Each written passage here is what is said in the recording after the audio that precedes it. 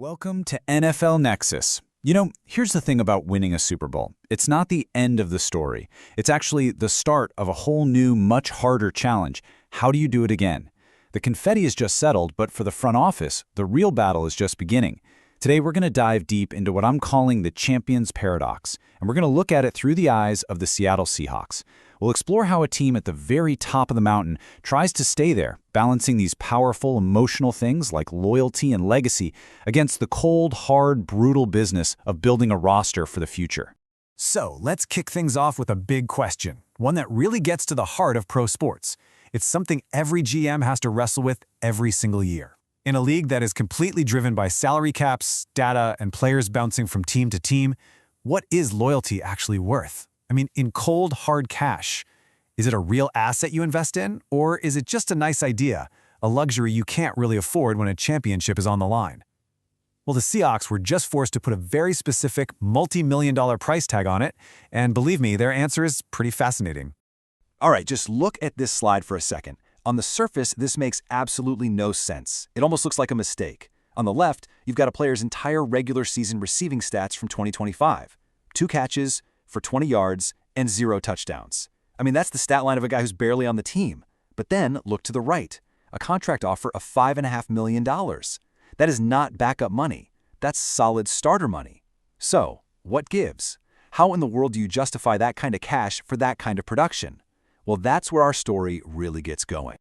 This whole situation led to a really improbable and honestly kind of shocking bidding war for Seahawks wide receiver Jake Bobo. Yeah, just a few weeks after they won the Super Bowl, a player that most casual fans probably couldn't pick out of a lineup suddenly became one of the hottest names on Seattle's roster. We're not talking about a star quarterback here. This was a backup receiver, and he was about to put the Seahawks front office in a very tough spot. Okay, before we go any further, we have to do a quick timeout here because it is absolutely essential that you understand Bobo's contract status. He wasn't just a free agent who could sign with anybody. He was a restricted free agent, or an RFA. Now, this is a special thing for players who have exactly 3 years in the league. It means their original team, in this case the Seahawks, can put what's called a tender on them. Think of it like a 1-year contract offer. If another team comes in and signs that player to a deal, the Seahawks have 5 days to decide, do we match that offer dollar for dollar and keep him, or do we let him go? It gives them a huge advantage, basically the right of first refusal. And the Jacksonville Jaguars decided they were going to test that advantage in a big way. On March 20th, they made their move. They offered Jake Bobo a 2-year, $5.5 million contract. But the devil's in the details here. A massive $4.5 million of that was guaranteed. And as you know, in the NFL, guaranteed money is the only money that really matters. On top of that, there were incentives that could push the whole thing to $7 million.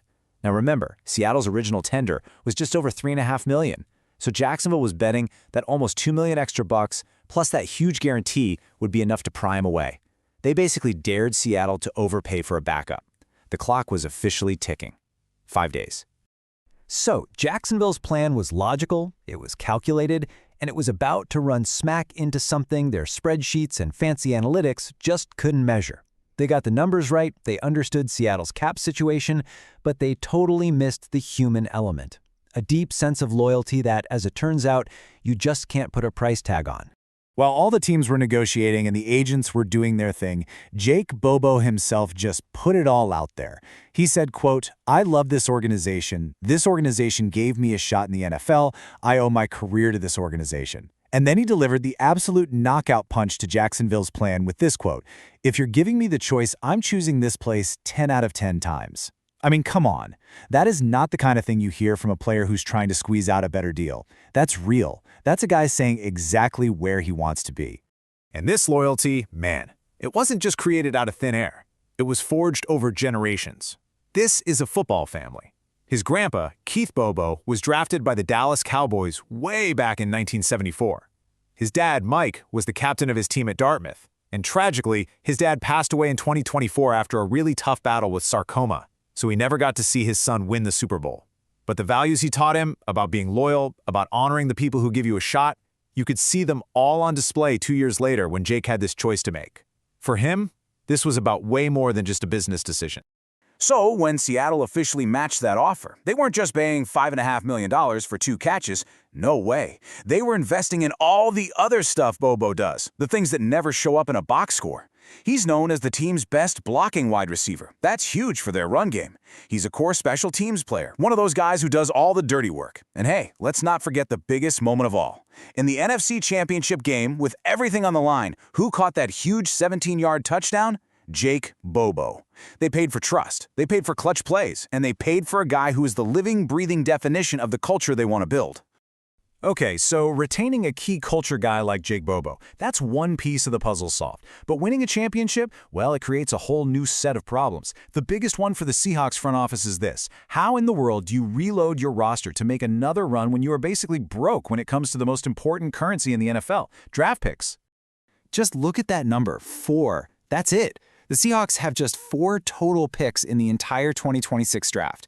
That is a dangerously low number for any team, let alone the defending champs. See, to get them over the hump, they traded away a couple of picks for a return specialist, a move that definitely helped them win it all. But now the bills come due. The last time they had this few picks was back in 2021, and that draft was a total disaster that kind of set the franchise back. They absolutely cannot let that happen again. And having only 4 picks is made so much worse when you look at all the holes they need to fill. This is not a perfect roster. They need young, cheap talent at a bunch of spots. They need a running back. They need help on the inside of the offensive line.